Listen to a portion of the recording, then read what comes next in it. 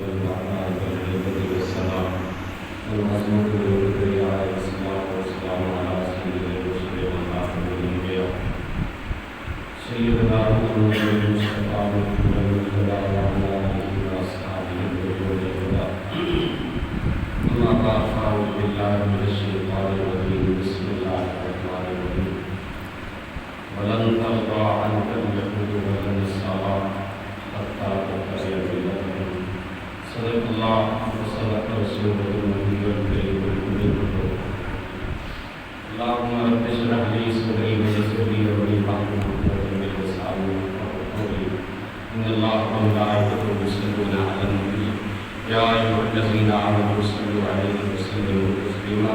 وآل محمد الصلاة والسلام عليك يا سيدي يا رسول الله وعلى آلك وأصحابك يا سيدي يا حبيب الله الصلاة والسلام عليك يا رحمة للعالمين وعلى آلك وأصحابك يا سيدي سورة البقرہ کلام الہی کی آیات مبارکہ کا حصہ تلاوت کیا رب ذوالجلال مالک ارض و سماء دنیا پر بسنے والے یہود کے بارے میں ایک بات مسلمانوں سے بالخصوص فرمائی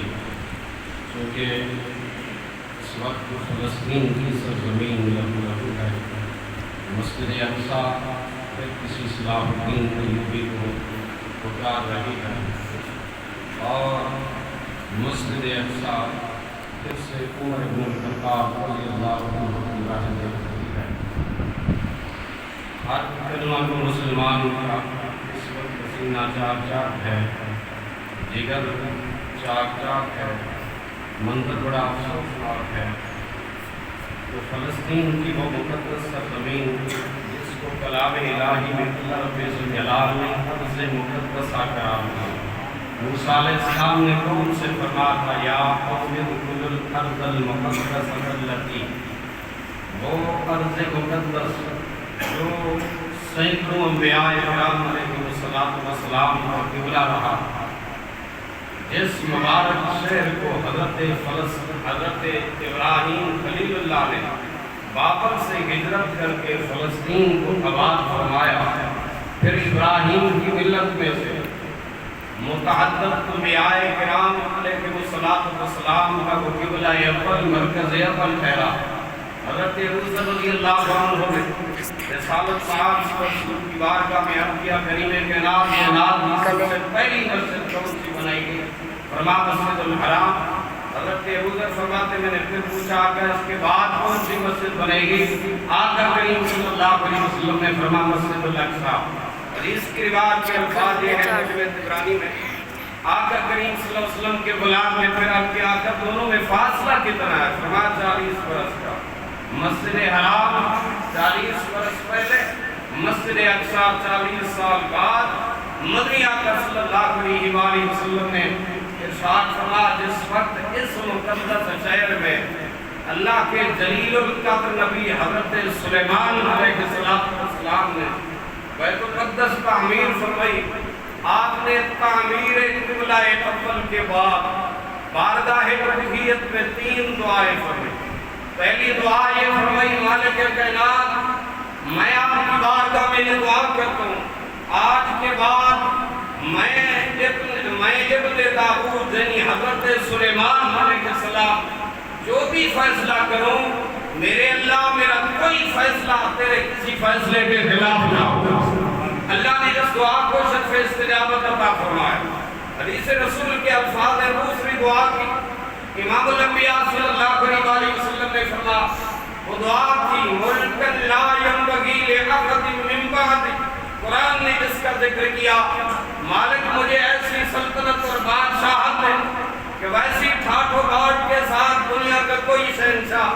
میرے جیسی سلطنت نہ کر سکے اللہ نے اس دعا کو بھی شرف قبولیت عطا فرمایا میرے آقا کریم صلی اللہ علیہ وسلم نے فرمایا تیسری دعا زبان حضرت سلیمان علیہ السلام پر یہ جاری ہوئی مالک کائنات جل مجدہ الکریم میری اس مسجد میں آ کر جو شخص بھی ایک نماز ادا کرے اللہ آپ واپس جائے تو گناہوں سے یوں آپ کو صاف ہو کے جائے جیسے آج ہی اماں کے بطن سے پیدا ہوا۔ میرے نبی علیہ السلام نے فرمایا 2 دعاؤں کی قبولیت پر وہی آئی تھی، تیسری پر میں امید کرتا ہوں اللہ نے ابن داؤد کی اس دعا کو قبول کر لیا ہوگا۔ برادران اسلام، وہ مسجد اقصی جس کا چپا چپا امام الانبیاء صلی اللہ علیہ وسلم کے غلاموں کا منتظر، وہ مسجد اقصی جس کو سیدنا عمر بن الخطاب نے اپنے مبارک قدموں سے بغیر کسی جنگ و جدال کے قتال کے فتح فرمایا تھا۔ صحیح حدیث کے الفاظ ہیں جس وقت حضرت ابو عبیدہ بن جراح نے جنادین کو فتح کیا، آگے بڑھے فلسطین کی سرزمین کی طرف، تو جنادین کے قلعے کا جو راہب تھے عیسائی، انہوں نے کہا آپ ہرگز کسی اور شہر کو فتح اے عبیدہ بن جراح نہیں کر سکتے۔ پوچھا کیوں؟ کہا جس نے فلسطین کی سرزمین کو، بیت المقدس کو فتح کرنا، مسجد اقصی کو آزاد کرانا ہے نا، اس کا نام کچھ اور ہے۔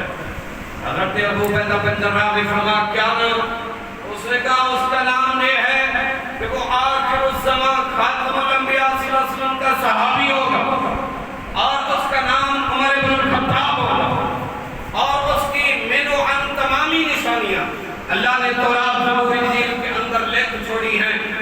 حضرت ابو عبیدہ بن جراح نے کبرا، آپ نے نعرہ تکبیر بلند کیا، اللہ اکبر، اللہ اکبر، اللہ اکبر، اللہ سب سے بڑا ہے، فتحنا ھذا البلد، ہم نے شہر کو فتح کر لیا ہے، ہم نے شہر کو فتح کر لیا ہے۔ وہ عیسائی راہب حیران کھڑے ہیں، ابو عبیدہ بن جراح ابھی تو بات ہو رہی ہے شہر کیسے فتح ہو گیا؟ فرمایا جس کی بات کر رہے ہو وہی ہمارا خلیفۃ المسلمین ہے، وہی ہمارا امیر المومنین ہے۔ اس نے کہا اگر وہی امیر المومنین ہے تو بلائیے، بغیر کسی جنگ و جدال کے ہم علامات دے کر چابیاں بیت المقدس کی ان کے حوالے فرمائیں گے۔ 400 سال تک فتح فاروق اعظم کے بعد تک مسلمانوں کی حکومت رہی فلسطین کی سرزمین پر۔ پھر مسلمانوں کا جو جذبہ ٹھنڈا پڑتا گیا، پھر اربن دوئم عیسائی بادشاہ غالب آئے، 88 سال تک عیسائیوں کی حکومت رہی ہے فلسطین کی سرزمین پر۔ پھر ایک مرد مجاہد جاگ اٹھا جس نے مسجد اقصی کو عیسائیوں کے ناپاک قدموں سے پاک کروایا، اور وہ اس وقت اٹھا، نام اس کا سلطان صلاح الدین ایوبی تھا۔ حضرت سیدنا سلطان صلاح الدین ایوبی رحمت اللہ تعالی علیہ، سلطان صلاح الدین ایوبی رحمت اللہ تعالی علیہ، آپ وہ شخص تھے، حاجیوں کا قافلہ آ رہا ہے فلسطین کے علاقے سے مکہ المکرمہ کی طرف، ایک عیسائی جرنیل نے اس قافلے پر حملہ کر دیا، حاجیوں کو مار ڈالا، اور ساتھ ہی سازو سامان لوٹ کے لے گیا، اور ایک بدواس کر ڈالی، کہا این محمد ادعوہ انصر، بلاؤ اپنے نبی محمد عربی صلی اللہ علیہ وسلم، وہ تمہاری مدد کے لیے آئے۔ سلطان صلاح الدین ایوبی تک چلتے چلتے یہ بات پہنچی، سلطان صلاح الدین ایوبی دانت پیستا تھا، یہ جملہ سن کر آپ نے قسم کھائی، اس وقت رخ آسمان کی طرف کر کے عرض کیا پروردگارا مجھے موت نہ دینا اس وقت تک جب تک میں بیت المقدس کو ان ناپاک قدموں سے پاک نہ کر ڈالوں، جب تک میں اپنے رسول کا بدلہ اس ظالم جرنیل سے نہ لے دوں۔ سلطان صلاح الدین ایوبی نے قسم کھائی، منت مانی، میں اس وقت تک پیٹھ اپنی بستر پہ دراز نہیں کروں گا جب تک اللہ کے حکم سے بیت المقدس کو آزاد نہیں کرواؤں گا۔ 2 سال کا عرصہ لگا، سلطان صلاح الدین ایوبی کو نیند جب آنکھوں کی حرارت تیز ہوتی تھی، آنکھ کے آگ بجھانے کی بار آتی، سلطان صلاح الدین ایوبی خیمے کی رسیاں پکڑ کر کھڑے کھڑے تو اپنی آنکھوں کی پیاس تھوڑی سی اونگ لیتے تھے، پیاس بجھا لیتے تھے، مگر وہ قسم نہ توڑتے تھے، قسم کھائی تھی کہ میں بیت المقدس کو آزاد کروا کے بستر پہ تب کرا دوں گا۔ مسلمانوں، سلطان صلاح الدین ایوبی رحمۃ اللہ علیہ نے جس وقت آپ نے 88 برس بعد قبلہ اول بیت المقدس کو پھر عیسائیوں کے ناپاک قدموں سے پاک کرتے ہوئے آپ نے فتح کے جس وقت جھنڈے گاڑے، سلطان نور الدین زنگی رحمۃ اللہ علیہ نے اس سے پہلے اہتمام کیا تھا، ہمس کے اندر آپ نے ایک عظیم الشان ممبر تیار کروا، کہا میں زندہ رہوں تو ٹھیک، اگر اس دنیا سے گزر جاؤں یہ اسپیشلسٹ ممبر میں نے بیت المقدس کی آزادی کے لیے رکھی ہے، جسے لے جایا جانا، جس دن فتح ہو جائے پہلا خطبہ بیت المقدس میں اسی ممبر پہ دیا جائے۔ سلطان صلاح الدین ایوبی نے فتح کا جھنڈا گاڑ کر بیت المقدس کی ایک ہفتہ تک صفائی کر رہی، اگلا جمعہ پہ پڑا، آپ نے اعلان کیا محی الدین ابن سقی جو اس زمانے کے شیخ الاسلام امام مسلمین فرما وہ آئے، آج خطبہ جمعہ صاحب فرمائے، سلطان صلاح الدین ایوبی کی کرسی ممبر کے قریب رکھی گئی اور ساتھ سلطان کی تلوار لٹک رہی تھی، اور ادھر سے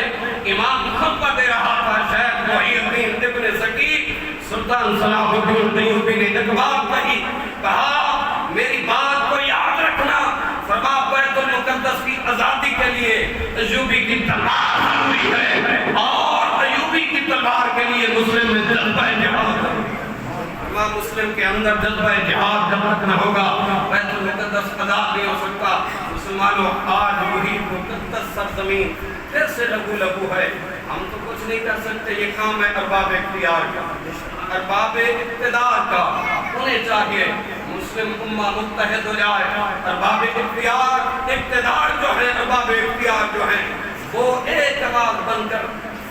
فلسطینیوں کی آواز پر لبیک کہیں، آج قبلہ اول کی آزادی کے لیے آواز اٹھائیں۔ میرے کریم آقا صلی اللہ علیہ وسلم کا آخری فرمان سن لو، حضور نے فرمایا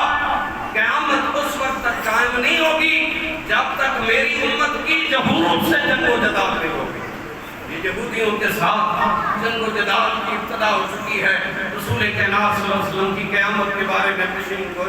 پیشین گوئی جو آپ نے مخبر صادق ہونے کے ناطے سے فرمائی تھی، وہ آج اسی طرح، اور سلطان نے پھر آپ نے چاروں کونوں میں ملک کے حسین تر آواز والے کاری بلوائے، کہا اذان ہو دیں گے، لیکن آج اذان ایک نہیں ہوگی، چاروں کونوں پر چار اذانیں بیان کرتے ہیں۔ میرے استاد مکرم فرما کرتے تھے، ہم ایک دفعہ فلسطین گئے، بیت المقدس کی سرزمین پر اذان سے قبل صلاۃ و سلام کی آوازیں گونجتی تھی، بیان کرتے کہا میں نے وہاں پوچھا ان کے مؤذن سے یہ کب سے شروع ہوا؟ کہا یہ سلطان صلاح الدین ایوبی رحمۃ اللہ علیہ نے جس وقت بیت المقدس کو فتح کیا تھا اس نے اعلان کیا تھا رسول کائنات صلی اللہ علیہ وسلم پر ایک ہی آواز میں چاروں مؤذن درود و سلام بھی پیش کریں گے اور اذان بھی ایک ہی آواز میں دیں گے۔ اسی فلسطین کی سرزمین کے لیے، بیت المقدس کے لیے آپ ضرور دعا فرمائیں۔ میں نے پرانی عیدگاہ میں جو ہے آج تک فون کیا دوستوں نے